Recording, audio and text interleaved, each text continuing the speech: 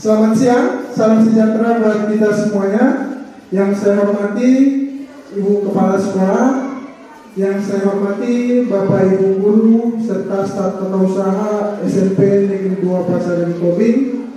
Terima kasih saya ucapkan kepada Bapak Ibu semuanya yang telah hadir dalam kegiatan diseminasi penyebaran pemahaman dan penerapan pengalaman budaya positif sebagai salah satu pemenuhan tugas dalam pendidikan guru penggerak dalam modul 14 bersama saya Hans Ertanto Pandiangan, calon guru penggerak angkatan ke-7 dari SMP Negeri 2 Pasar Tobing, Kabupaten Tapanuli Tengah.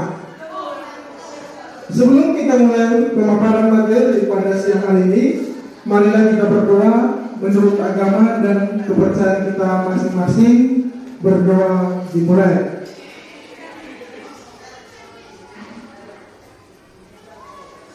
Berdoa selesai. Baik, Bapak Ibu Guru yang saya hormati, karena sudah siang hari, saya ingin mendengar semangatnya dulu ya. Sudah ada yang merasa ngantuk kalian? Yang lapar, haus? Oke, saya pengen lihat semangatnya dulu. Kalau saya bilang SMP Negeri 2 Pasar Tobing, apa kira-kira jawabannya? Semangat. Ya, semangat dan luar biasa. Oke, kalau saya bilang SMP Negeri 2 Pasar Tobing, kawan-kawan mengatakan semangat dan luar biasa. Saya ulangi, SMP Negeri 2 Pasar Tobing. Semangat, luar biasa.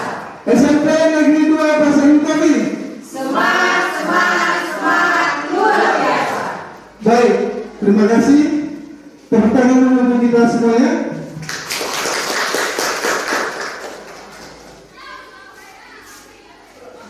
Baik, terima kasih kepada Bapak Ibu Guru.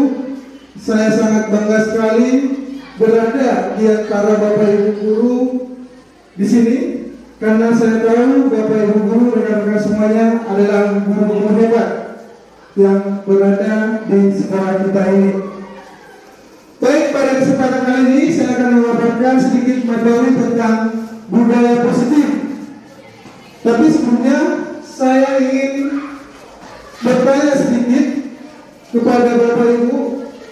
Kalau saya berbicara tentang budaya positif, kira-kira apa yang terbersit di pikiran Bapak Ibu tentang budaya positif? Ada yang bisa memberikan jawaban atau komentar? Apa kira-kira yang terbersit di pikiran Bapak Ibu tentang budaya positif?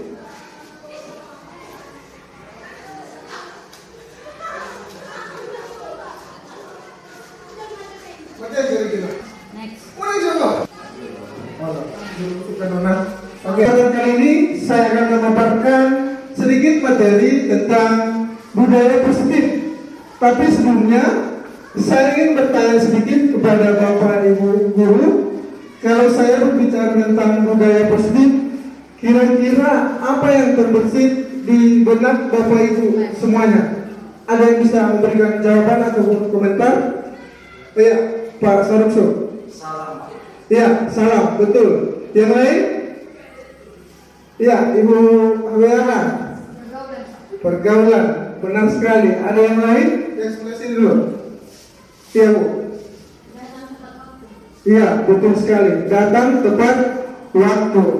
Baik, terima kasih. Betul sekali yang Bapak Ibu jawab. Dan kira-kira budaya positif ini penting nggak diterapkan di sekolah kita ini? Iya, benar sekali. Penting, betul sekali. Yang namanya budaya positif ini memang sangat penting untuk kita terapkan, khususnya di sekolah kita ini di SMP Negeri 2 Pasar Tobing. Kenapa sangat penting? Karena dengan kita memahami budaya positif dapat menumbuhkan motivasi intrinsik atau motivasi diri, khususnya dalam diri siswa.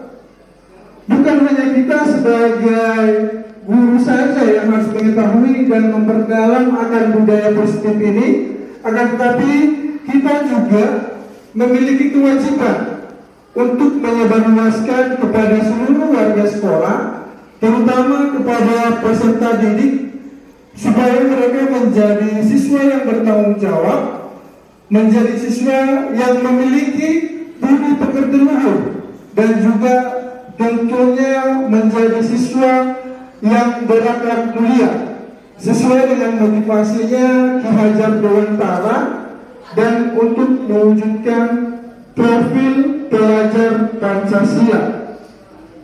Baik Bapak Ibu, untuk mengefisienkan waktu, di sini ada beberapa konsep inti yang akan saya paparkan. Salah satunya yaitu mengenai perubahan paradigma belajar, yang kedua disiplin positif, yang ketiga nilai-nilai kebajikan, yang keempat kebutuhan dasar manusia, yang kelima motivasi perilaku manusia, yang keenam posisi kontrol guru, yang ketujuh keyakinan kelas, yang kedelapan segitiga restitusi. Ini adalah konsep-konsep inti dari budaya positif yang ada di modul budaya positif. Masih semangat? Kira-kira Bapak Ibu? Mana semangatnya? Kalau saya ulangi lagi, SMP Negeri 2 Pasar Betawi. Semangat, luar biasa. Oke, kita mulai yang pertama mengenai perubahan paradigma belajar, atau dengan kata lain pembelajaran dengan paradigma baru. Sebelum di sini saya bertanya dulu kepada Bapak Ibu, pernah nggak mendengar belajar itu yang berpusat kepada guru, dan yang kedua pembelajaran yang berpusat kepada siswa? Sudah pernah dengar? Sudah ya? Pastinya pernah mendengar dua istilah ini, dan Bapak Ibu yang ada di sini pasti menggunakan metode yang diantara yang dua itu. Kira-kira apakah pembelajaran yang berpusat kepada guru itu atau pembelajaran yang berpusat kepada siswa itu apa? Ada yang bersedia memberikan jawaban atau memberikan pendapatnya? Apa kira-kira? Pembelajaran yang berpusat kepada siswa dan pembelajaran yang berpusat kepada guru. Ada kira-kira yang bisa memberikan jawabannya?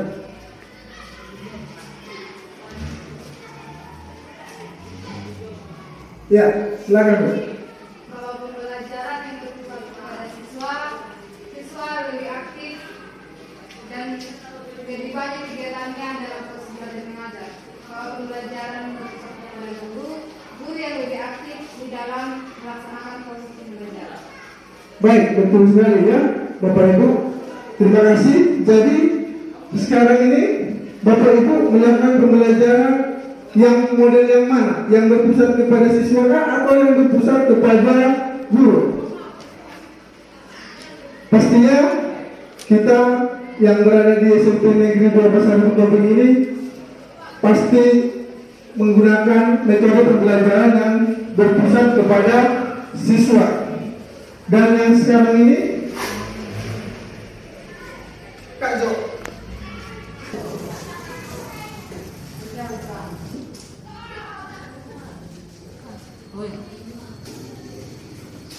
Baik, sekarang idealnya kita sebagai guru melakukan metode pembelajaran yang berpusat pada siswa, karena kita memberikan metode pembelajaran itu yang berdiferensiasi ya Bapak Ibu.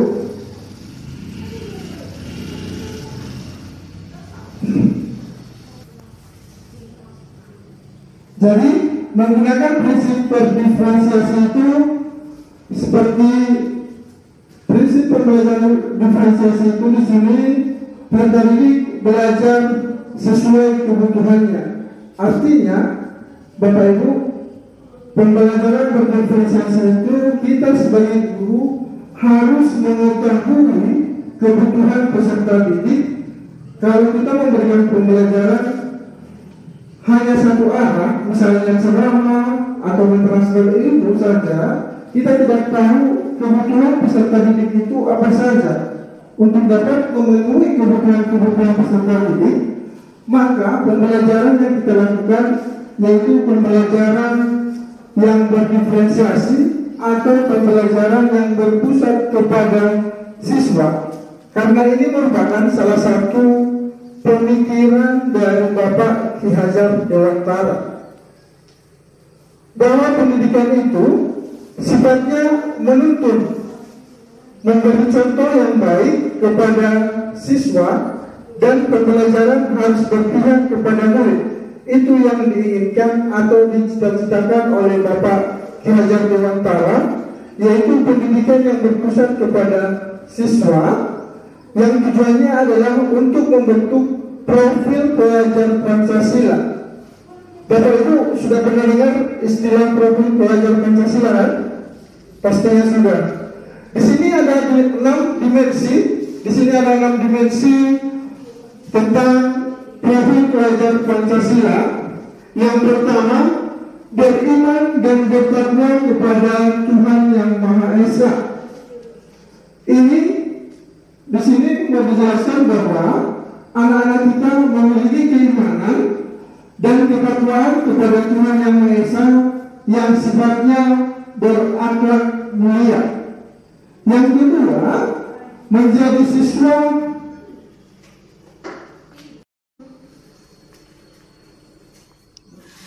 berkebinekaan, atau yang ketiga yaitu mengenai bergotong royong. Maksudnya di sini, Bapak Ibu, bergotong royong di sini bukan hanya berpaku kepada gotong royong untuk membersihkan lingkungan sekolah kita ini, akan tetapi bergotong royong di sini yaitu bekerja sama antara siswa dengan guru, dan atau antara siswa dengan teman-temannya. Kira-kira seperti itu yang dimaksud dengan bergotong royong.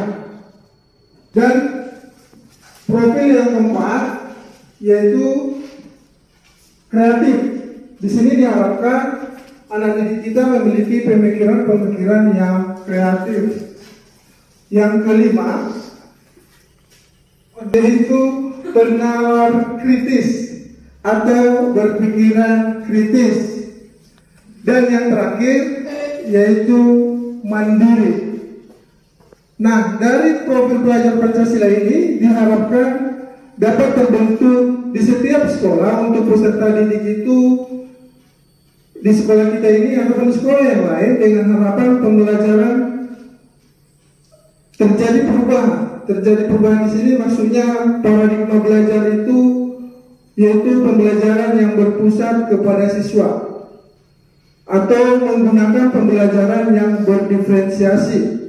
Jadi Bapak Ibu yang berada di ruangan ini, di sekolah kita yang kita cintai ini, yaitu SMP Negeri 2 Pasar Butodi, apabila masih menggunakan metode pembelajaran dengan tipe lama atau model yang lama atau model yang masih lampau, mulai saat ini mari kita perbaiki sedikit demi sedikit. Perubahan itu tidak ada yang langsung bagus sekali atau langsung perfect secara 100%. Namun kita harapkan kita mulai sedikit demi sedikit demi pembelajaran yang lebih baik ke depannya dan untuk kemajuan sekolah yang kita cintai ini. Nah, berikutnya di sini ada miskonsepsi yang berkaitan tentang teori kontrol. Maksudnya di sini, Bapak Ibu, kita menganggap bahwa kita itu sebagai seorang guru, kita berhak untuk mengontrol anak didik atau siswa-siswa kita ini. Akan tetapi pada kenyataannya kita tidak bisa melakukan hal seperti itu. Maka di sini ada dibuat miskonsepsi. Ini hanya ilusi belaka. Misalnya apa? Yang pertama di sini ilusi guru mengontrol murid. Maksudnya di sini Bapak Ibu, kita meminta siswa itu untuk melakukan sesuatu. Misalnya siswa melakukan sesuatu yang buruk, lalu kita meminta siswa itu melakukan perubahan untuk melakukan yang lebih baik. Kemudian si siswa tersebut menuruti apa yang Bapak Ibu perintahkan. Yang artinya, apakah artinya ini kita sebagai guru bisa mengontrol tingkah laku daripada si murid? Yang pastinya tidak, Bapak Ibu. Sebenarnya kita tidak boleh melakukan pengontrolan diri terhadap si siswa tersebut. Walaupun yang kita lihat itu si siswa itu berubah dari perilakunya, sudah berubah, tapi apakah kita bisa mengontrol murid tersebut? Ya belum tentu juga. Kenapa? Karena berkaitan dengan motivasi intrinsik. Maksudnya motivasi dari dalam diri si siswa tersebut. Pada saat si siswa tersebut belum memiliki motivasi dari dalam dirinya untuk berubah, bisa saja saat kita sedang lengah, anak tersebut bisa berbuat hal yang sama lagi, berbuat lagi hal yang buruk. Kenapa? Karena tidak diimbangi motivasi dari dalam diri sendiri. Mungkin hal ini sering kita lihat atau sering kita temukan di kelas ketika kita masuk melakukan pembelajaran atau proses belajar mengajar. Kemudian teori yang kedua yaitu ilusi bahwa penguatan positif, efektif dan bermanfaat. Maksudnya di sini ada penguatan positif. Penguatan positif tersebut lebih ke bujukan atau rayuan. Kita bujuk si anak untuk melakukan sesuatu. Apakah bujukan tersebut efektif dan bermanfaat? Ya belum tentu juga. Kembali lagi ke kesadaran diri daripada si siswa tersebut. Pada saat anak tersebut belum menyadari bahwa dirinya dari dalam dirinya, maka walaupun mereka mengikuti apa yang kita perintahkan, apa yang kita katakan, tapi bisa saja sewaktu-waktu mereka berbuat hal yang kurang baik lagi. Itu sering sekali kita temukan di sekolah kita ini. Yang ketiga yaitu ilusi bahwa orang dewasa. Ilusi yang ketiga yaitu bahwa kritik dan membuat orang merasa bersalah dan menguatkan karakter. Maksudnya di sini yaitu saat kita mengkritik siswa atau membuat siswa merasa bersalah, kemudian siswa berubah. Namun belum tentu juga apakah memang benar-benar berubah sesuai dengan dari hatinya sendiri, atau hanya karena rasa takut saja kepada kita, atau karena takut dihukum oleh Bapak Ibu guru, atau takut karena ketidaknyamanan. Kalau misalnya tidak melakukan hal yang diinginkan guru, jadi artinya mereka belum termotivasi dari dalam dirinya sendiri. Dan yang terakhir yaitu ilusi bahwa orang dewasa memiliki hak untuk memaksa. Maksudnya di sini kita sebagai guru pastinya kita lebih dewasa daripada anak didik kita, itu sudah pasti. Kita menganggap kita sebagai orang dewasa, kita berhak untuk memaksa si siswa atau peserta didik tersebut, padahal sebenarnya itu tidak boleh kita lakukan. Jadi kita tidak boleh memaksa kehendak kepada orang lain, apalagi kepada anak didik kita, karena yang bisa mengubah diri kita sebenarnya diri kita sendiri. Misalnya saja Bapak Ibu antar kita saja, misalnya salah satu Bapak Ibu diperintah oleh guru yang lain, apakah Bapak Ibu mengikuti perintahnya? Bisa saja, bisa iya dan bisa tidak, ya kan? Apalagi lah kepada anak didik kita sendiri. Atau ibu kepala sekolah meminta kita untuk berbuat sesuatu, apakah Bapak Ibu mau menuruti perintah daripada ibu kepala sekolah? Mau tidak? Kira-kira gimana? Pastinya mau ya, sepanjang hal yang positif yang diperintahkan, ya kan? Jadi berubahnya, kalau kita berubah itu bukan dari dalam diri kita sewaktu-waktu pada saat kita diawasi oleh kepala sekolah. Kita berubah itu seperti biasa, misalkan ketika misalkanlah kepala sekolah membuat perintah bahwa kita masuk belajar di sekolah kita ini misalkan jam 7.15 dan ibu kepala sekolah itu sudah standby dari jam 7. Dari jam 7 terus ada terus yang mengikuti kita sewaktu-waktu. Namun jika sewaktu-waktu kepala sekolah tidak ada di sekolah, bisa saja kita tidak mengindahkan aturan tersebut. Itu sudah pasti. Dan belum tentu juga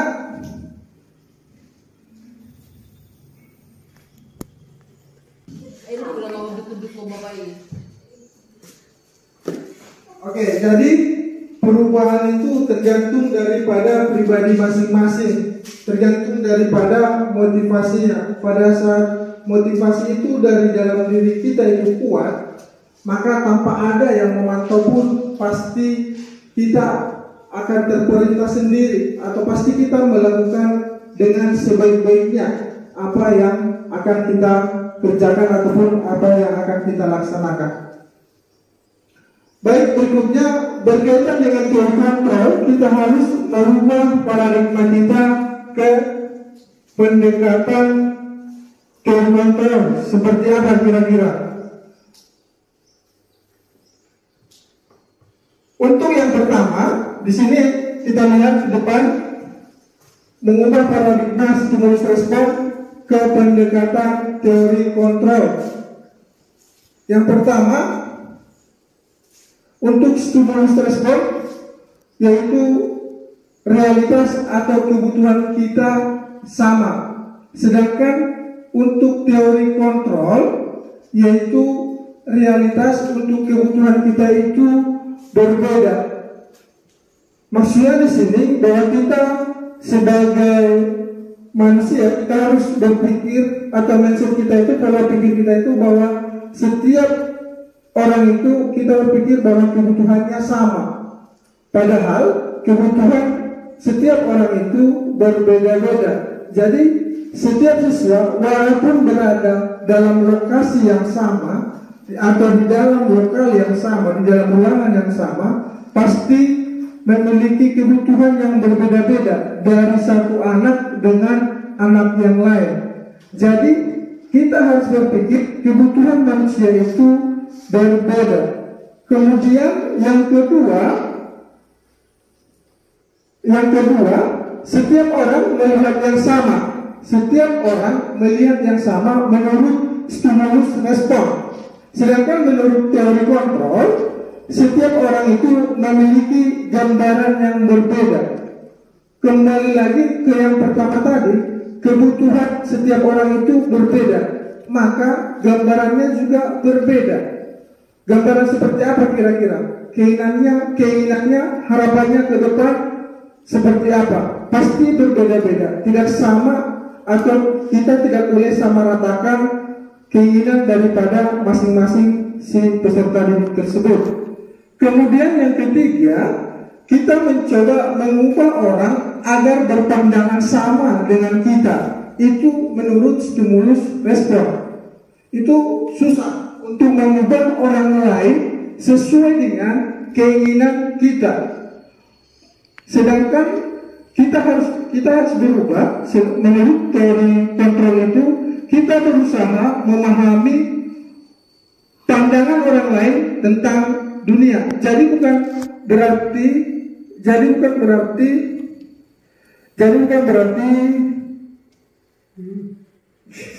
Jadi berubah orang lain, tetapi kita berusaha memahami pandangan kita terhadap lingkungan kita masing-masing.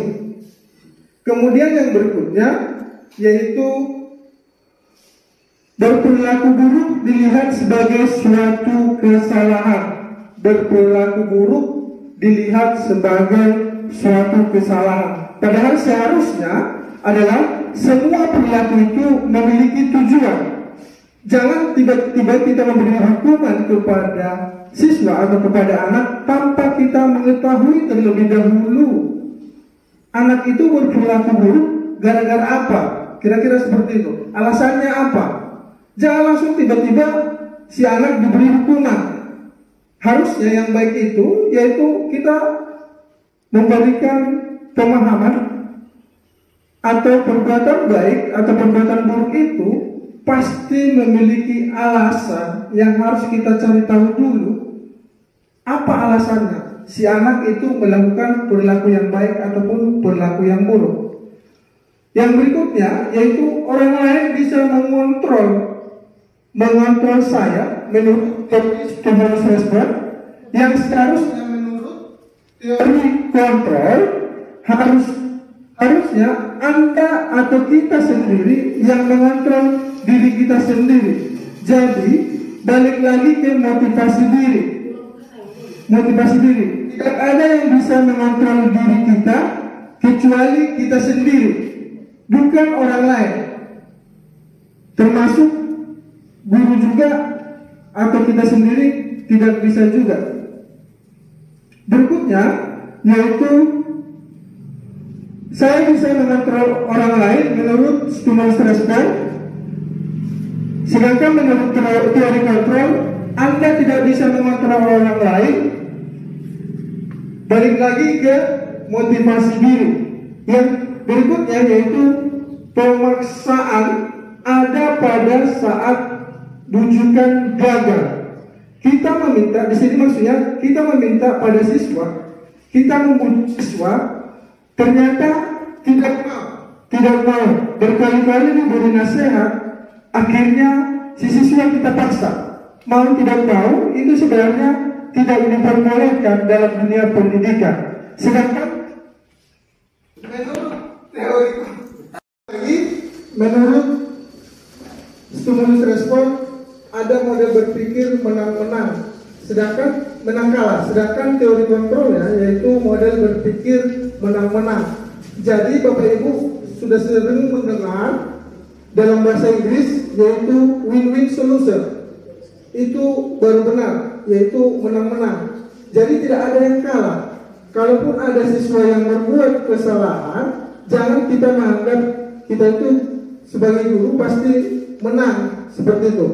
Anak yang berbuat kesalahan pasti kalah, bukan seperti itu. Artinya mereka akan menganggap dirinya nanti sebagai manusia yang gagal kalau kita memperlakukan siswa seperti hal tersebut. Jadi mereka menganggap identitasnya gagal.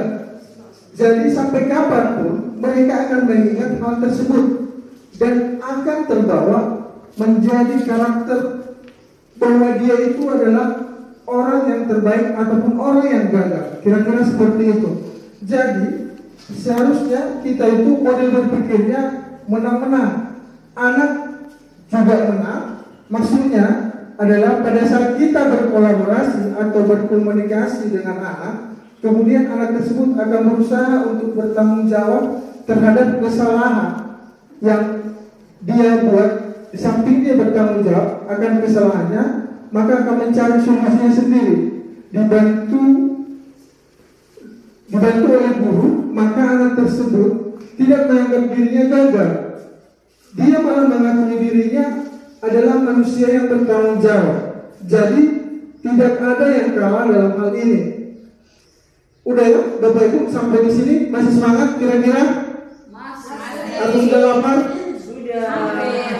Mungkin ada Bapak Ibu yang mau bercerita tentang kelasnya masing-masing atau kita lanjutkan? Bercerita tentang kira-kira bagaimana siswa di kelas masing-masing. Oke, kita lanjut. Berikutnya yaitu berkaitan dengan disiplin positif. Bapak Ibu, sebenarnya tentang disiplin ini, Bapak Ibu yang sehari-hari kita dengar disiplin itu identik dengan aturan. Kira-kira seperti itu ya, Bapak Ibu. Disiplin itu kita identikkan dengan aturan ataupun peraturan. Yang biasanya disiplin itu aturannya ada, sanksinya ada kalau melanggar disiplin atau melanggar tata tertib di sekolah. Akan tetapi sebenarnya Bapak Ibu, disiplin itu berasal dari kata disiplina, yang artinya belajar. Disiplin di sini mengacu kepada disiplin diri yang memiliki tanggung jawab terhadap apa yang dilakukannya berdasarkan nilai-nilai yang diyakininya. Maksudnya disiplin itu pada saat si anak meyakini nilai-nilai yang diyakininya itu, nilai-nilai itu penting. Misalnya anak itu menjadi memiliki rasa tanggung jawab. Jadi kembali lagi motivasi diri itu. Jadi dia akan memiliki rasa tanggung jawab. Atau dalam hal ini arti kata disiplin itu bukanlah sebagai aturan, atau disiplin itu bukan berarti ada sanksinya, atau bukan berarti karena ada hukuman. Jadi arti kata disiplin di sini yaitu disiplin diri. Kira-kira seperti itu. Dengan kita melakukan disiplin diri, maka akan terbentuklah disiplin positif.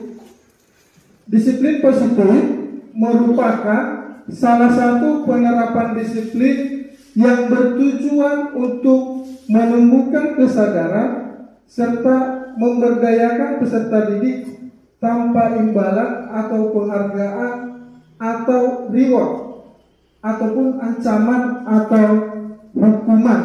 Jadi Bapak Ibu, yang namanya disiplin diri itu atau disiplin positif itu akan terbentuk kalau siswa ada kesadaran diri dulu, ada motivasi dari dirinya sendiri, bukan dari luar motivasinya. Contohnya Bapak Ibu, Anda sebelum masuk ke sekolah, misalkan jam 7.15 harus berada di lingkungan sekolah, terus anak didik menurut atau manut masuk ke sekolah sebelum jam 7.15, gerbang ditutup. Apakah Bapak Ibu yakin anak-anak itu nurut sendiri atau memiliki motivasi sendiri, atau memang karena takut akan hukuman dari guru piket misalkan, atau takut dihukum oleh bapak ibu guru yang lain? Siapa tahu anak-anak yang nurut itu, anak-anak yang mau masuk sebelum jam yang sudah ditentukan itu, mereka bukan karena memiliki motivasi dari dalam dirinya sendiri, akan tetapi karena ada rasa takut, atau karena ada ancaman, atau khawatir ditegur oleh wali kelasnya sendiri, atau karena takut nilainya berkurang. Artinya itu motivasinya itu bukan dari dalam diri daripada si siswa tersebut, akan tetapi dari luar atau ekstrinsik.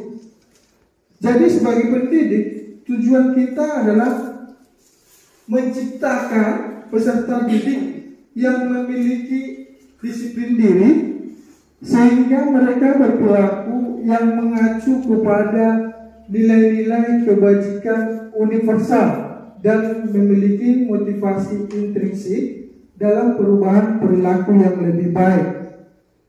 Ini tugas kita semuanya, Bapak Ibu. Semua yang ada di lingkungan sekolah kita ini, yaitu SMP Negeri 2 Pasar Ibu Tobing ini, baik guru, baik itu TU maupun penjaga perpustakaan, kita berperan aktif untuk mewujudkan anak didik kita untuk memotivasi diri sendiri, motivasi yang positif, bukan karena takut dihukum, bukan karena ingin mendapatkan penghargaan. Baik, yang berikutnya yaitu nilai-nilai kebajikan nilai-nilai kebajikan yang pengertiannya yaitu nilai-nilai yang disepakati bersama lepas dari suku bangsa, agama, bahasa maupun latar belakangnya. Kita harusnya membuat nilai-nilai yang disepakati, yaitu nilai-nilai kebajikan. Kira-kira apa saja nilai-nilai yang tercantum dalam nilai-nilai kebajikan itu? Banyak Bapak Ibu nilai-nilai kebajikannya. Sebagai contoh di sini ada nilai-nilai kebajikan dari institusi. Sebagai contoh nilai dari profil pelajar Pancasila yang sudah saya sampaikan tadi di awal, yaitu ada 6 dimensi nilai-nilai kebajikan tersebut. Semua Bapak Ibu pasti sudah tahu atau sudah ingat apa yang sudah saya sebutkan tadi. Antaranya yaitu beriman, bertakwa kepada Tuhan Yang Maha Esa, dan berakhlak mulia, berkebinekaan global, bergotong royong, mandiri, kreatif, dan berpikir kritis. Dan nilai-nilai ini harus diresapi oleh kita semua, termasuk peserta didik. Harus diyakini bahwa peserta didik itu untuk apa dia melakukan seperti yang kita harapkan itu. Balik lagi, itu kembali ke motivasi dirinya sendiri. Lalu kita mau melihat di sini yaitu mengenai Primary Health Program atau PAP, yaitu toleransi, rasa hormat, integritas, mandiri, menghargai, antusias, empati, keingin-tahuan, kreativitas, kerjasama, percaya diri, dan keilmuan. Itu adalah beberapa contoh nilai kebajikan yang nantinya, dan yang termasuk ini yang ketiga yaitu keterampilan hidup atau life skill yang dapat dipercaya, pendengar yang aktif, tidak merendahkan orang lain, dan memberikan yang terbaik dari dalam diri. Itu adalah beberapa contoh nilai kebajikan yang berarti nilai-nilai kebajikan tersebut akan kita yakini atau kita bahas nanti di keyakinan kelas. Yang berikutnya yaitu kebutuhan dasar manusia. Di sini kita akan membahas tentang kebutuhan dasar manusia itu termasuk kebutuhan dasar daripada kita sendiri dan kebutuhan dasar daripada peserta didik. Yang pasti peserta didik itu memiliki kebutuhan dasar. Jika salah satu dari kebutuhan dasar tersebut tidak terpenuhi, maka yang terjadi adalah anak didik itu akan berperilaku menyimpang atau tidak sesuai dengan keinginan kita. Nah, kebutuhan dasar itu adalah segala sesuatu yang kita lakukan untuk mendapatkan yang kita inginkan, atau seluruh tindakan yang kita lakukan memiliki tujuan tertentu, dan usaha yang terbaik yang kita lakukan adalah dalam rangka kebutuhan dasar kita terpenuhi dengan baik. Jadi kebutuhan dasar ini sangat penting Bapak Ibu untuk diketahui dan juga sangat penting untuk dijangkau. Kebutuhan ini apa-apa saja, yaitu apakah ada kebutuhan yang kurang dari si siswa sehingga perilaku si siswa tersebut menyimpang, atau tentunya kita di sini bisa bekerja sama dengan guru BK.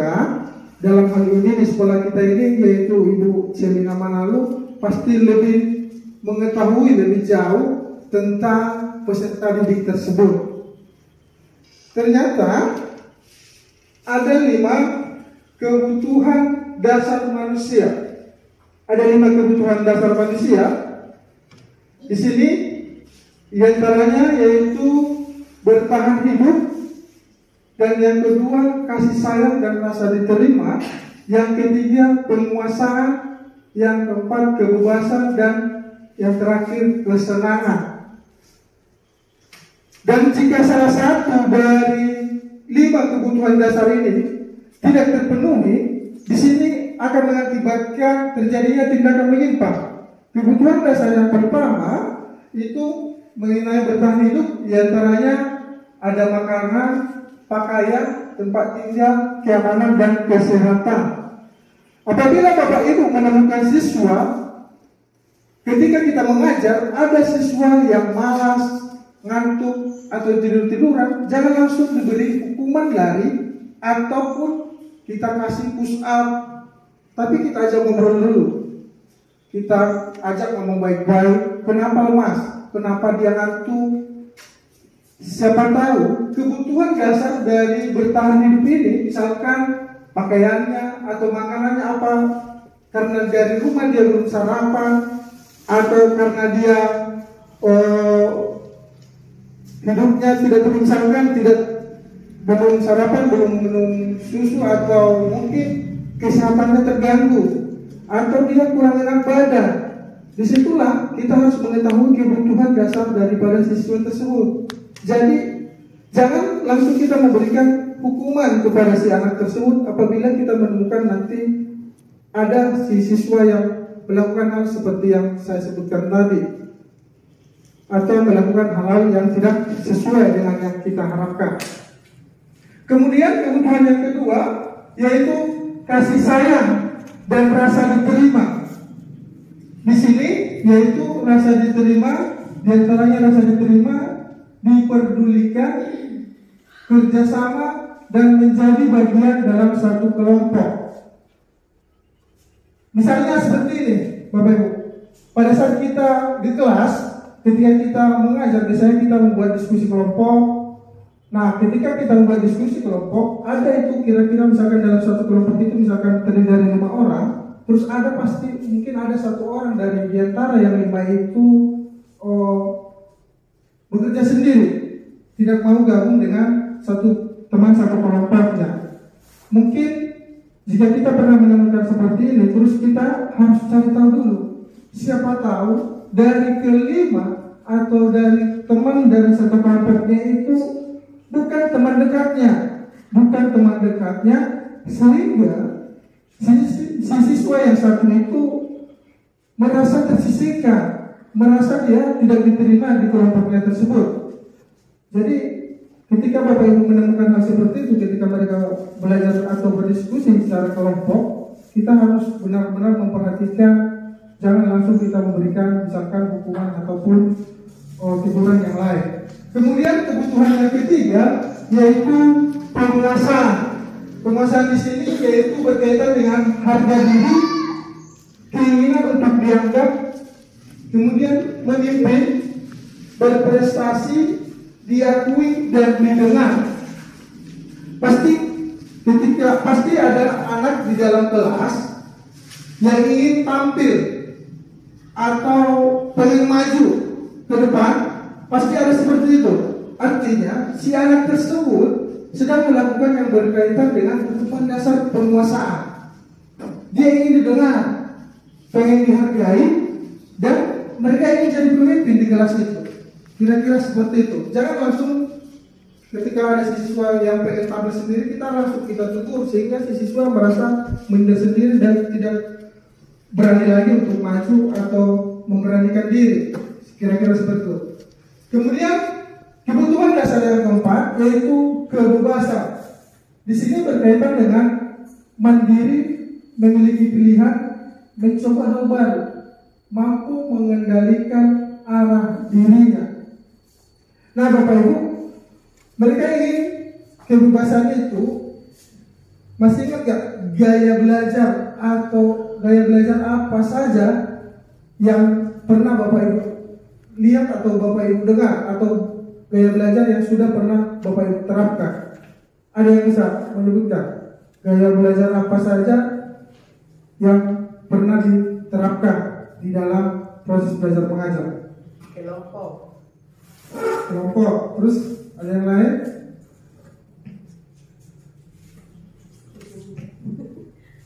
Ya, salah satunya yaitu gaya belajar audiovisual atau gaya belajar visual, atau yang kedua gaya belajar auditory, dan yang ketiga yaitu gaya belajar kinestetik. Nah, gaya belajar ini pasti berbeda-beda. Mana pada saat kita memberi materi kita, misalkan kita hanya bercerita di depan atau melakukan ceramah di depan, siapa tahu ada anak yang gaya belajarnya kinestetik, padahal kita melakukan ceramah di depan, padahal si anak gaya belajar kinestetik, pasti dia merasa bosan di dalam kelas, merasa seperti terkurung keluasannya. Maka ada yang ngomong sedikit, misalkan dia ketika kita melakukan ceramah, si siswa ngomong sendiri misalkan dengan temannya, padahal kita langsung melakukan teguran atau berikan hukuman, padahal dia itu merasa terkekang, padahal sementara dia gaya belajar yang dia pengen yaitu gaya belajar kinestetik misalkan, jadi dia merasa dikekang. Berarti kita harus mencoba model-model pembelajaran yang bervariasi lagi ke depannya, kira-kira seperti itu. Berikutnya yaitu kesenangan. Kesenangan di sini terkait dengan bermain, humor, antusiasme, dan tertawa. Jadi jangan nanti ketika Bapak Ibu atau kita mengajar di dalam kelas, kita melarang si siswa untuk tertawa. Karena itu merupakan salah satu kebutuhan dasar. Jadi Bapak Ibu jangan mengajarnya jangan terlalu serius-serius sekali, karena si siswa juga pengen kebutuhan dasar yaitu kesenangan, bermain, humor, antusiasme, dan tertawa. Jadi ketika dalam kelas diselingilah dengan humor sehingga si siswa merasa nyaman di dalam kelas. Jadi Bapak Ibu, ini berkaitan dengan 5 kebutuhan dasar manusia. Diharapkan kita dapat mencari tahu pada saat tertentu ada anak melakukan penyimpangan, sehingga supaya lebih semangat lagi ke depan, yaitu di sekolah kita ini SMP Negeri 2 Pasar Ibu Tobingin. Baik, terima kasih kepada Bapak Ibu Guru, rekan-rekan saya di SMP Negeri 2 Pasar Ibu Tobing. Terima kasih yang sudah meluangkan waktunya, juga kepada staf tata usaha dan kepala perpustakaan yang sudah meluangkan waktunya. Terima kasih, selamat siang. Horas Tapet.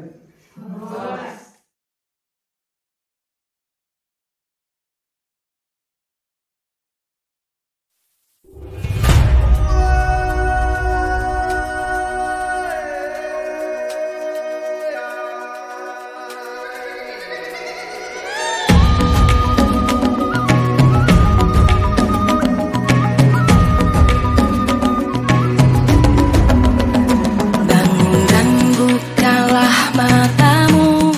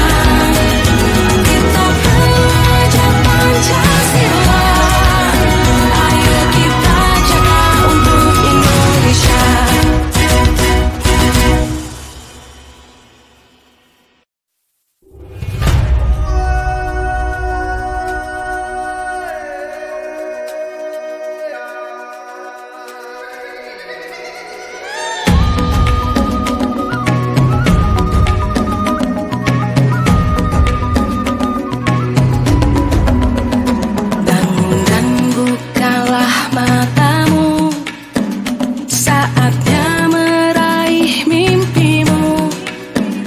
Arahkan pandangan ke depan, Tuhan kan menuntunmu.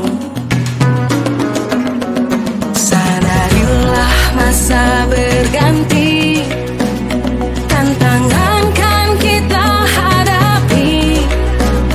Bergandeng tangan untuk negeri, era kita menanti berseri.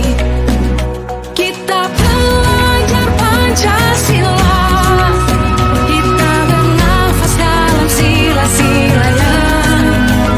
Kita belajar Pancasila, ayo kita jaga untuk Indonesia. Bersatu dalam perbedaan, berpegang tangan dan berlari. Singkirkan egomu, oh kawan, demi negeri ini. Jadilah generasi emas, cerdas berkarakter itu kita. Berjuang dan harus berani, kita terus torehkan prestasi.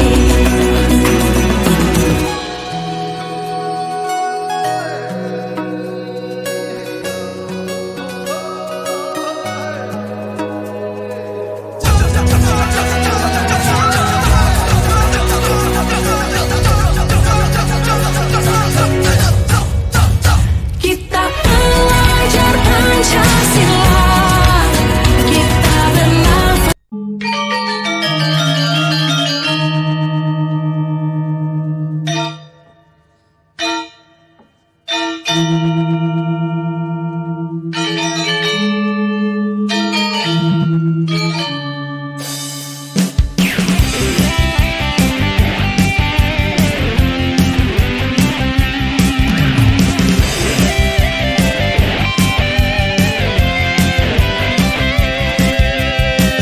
Salam guru penggerak, salam untuk semua. Majukan pendidikan kita, maju bersama. Mari berbagi cerita untuk masa depan bangsa.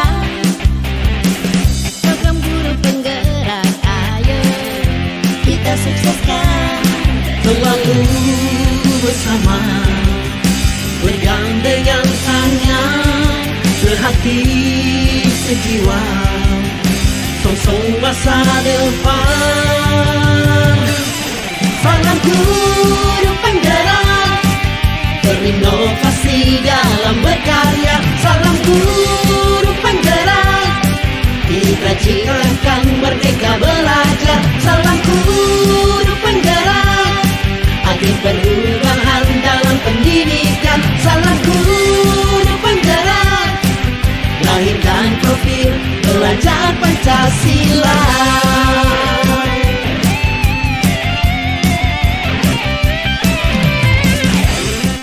Sejahtera untuk kita semuanya. Perkenalkan, nama saya Purindah Deprianti Habeahan. Saya sebagai rekan kerja dari Bapak Hans Ertanto Pandiangan yang mengajar di SMP Negeri 2 Pasar Ibu Tobi. Yang mau saya paparkan di sini adalah bahwa keyakinan kelas yang telah disampaikan oleh Pak Hans Ertanto Pandiangan sangat memotivasi saya untuk menerapkannya di kelas saya. Sekian dan terima kasih. Selamat pagi, John. Selamat pagi, Pak. Kamu kok nggak pakai topi dasi dan rompi? Apa ketinggalan di rumah atau masih di tas mau kamu simpan? Topi dan dasi saya ketinggalan, Pak. Oh ya udah, nggak apa-apa. Semua orang pernah melakukan kesalahan ini. Seperti Senin yang lewat, ada juga teman kamu yang tidak pakai topi dasi dan rompi, ya kan? Iya, Pak. Tapi saya takut dihukum dan saya mau malu, Pak. Oh, nggak apa-apa. Kamu melakukan kesalahan ini, pasti kamu punya alasan tersendiri, ya kan? Pak. Saya bangun kesiangan dan saya lupa hari ini ada upacara, Pak. Tidak apa-apa. Yang penting kamu sudah datang tepat waktu, tidak terlambat ke sekolah, ya kan? Iya, Pak. Tapi kita lihat dulu, kamu melakukan nah sekarang kita lihat lagi. Kamu lupa, kamu tidak membawa topi, dasi dan rompi kamu. Kira-kira kamu tindakan yang kamu lakukan ini melanggar keyakinan kelas atau prinsip dari diri kamu atau tidak? Ya Pak, saya melanggar. Keyakinan kelas apa yang kamu langgar? Saya tidak disiplin dalam berpakaian, Pak. Nah, sekarang kamu sudah tahu kan? Jadi menurut kamu disiplin berpakaian itu penting nggak atau tidak bagi kamu? Penting, Pak. Jadi tindakan apa yang kamu lakukan ke depannya? Saya akan bangun lebih awal dan untuk mempersiapkan pakaian saya. Kamu sudah merubah tindakan kamu ini. Kamu akan menjadi orang yang seperti apa nanti ke depan? Saya akan menjadi orang yang lebih disiplin dan mandiri. Oke, baik, bagus. Kalau kamu sudah paham, sekarang kamu ke barisan supaya kita upacara. Terima kasih, Pak. Kamu sedang ngapain? Sedang mengerjakan PR, Pak. PR apa itu? PR Pak. Ini Pak, silakan berdiri dulu kamu. Tidak apa-apa kamu sedang mengerjakan PR upah karena bukan kamu aja satu-satunya yang tidak mengerjakan PR, karena kemarin teman-teman juga ada yang tidak mengerjakan PR. Kamu tidak mengerjakan PR, pasti kamu punya alasan tersendiri kan? Apa alasan kamu? Kemarin saya mati ibu, Pak. Jadi saya kelelahan lalu tidur jadi lupa mengerjakan PR. Oh begitu. Tapi kamu tadi tidak terlambat bangun kan? Oh, berarti kamu sudah melakukan hal yang bagus tadi. Kamu tidak terlambat ke sekolah, ya kan? Tapi menurut kamu tindakan yang kamu lakukan itu melanggar keyakinan kelas atau prinsip dari diri kamu atau tidak? Iya Pak, saya melanggar. Keyakinan kelas apa yang kamu langgar? Saya tidak melaksanakan tanggung jawab saya yaitu tidak mengerjakan PR. Oh, jadi kalau bagi kamu tanggung jawab itu penting apa tidak? Penting, Pak. Kalau kamu tahu itu penting, kira-kira tindakan apa yang kamu lakukan ke depannya? Saya akan melakukan tanggung jawab saya dengan mengerjakan tugas lebih awal. Sejahtera bagi kita semua. Saya yang bernama Juwita Aritonang dari kelas 81 SMP Negeri 2 Pasar Ibu Tobing. Saya sangat senang karena tadi saya tidak jadi dihukum oleh Pak Hans. Karena saya tidak mengerjakan PR IPA. Saya hanya dibilangi dan diajak untuk memperbaiki kesalahan saya. Terima kasih Pak Hans.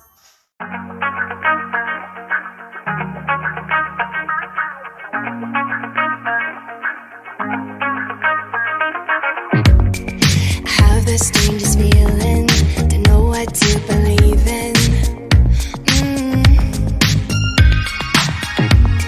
Cause every time you touch me, I can't control my body. Oh, baby, you are on my mind all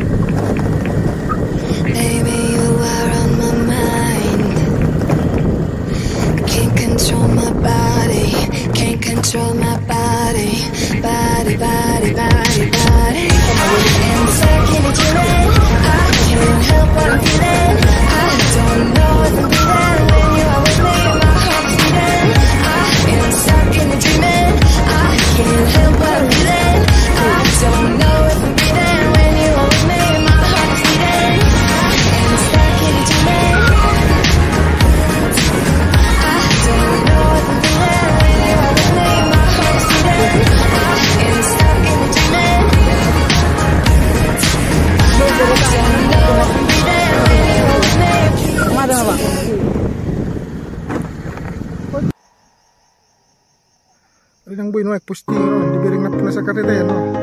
Datu dulu ko kareta ko.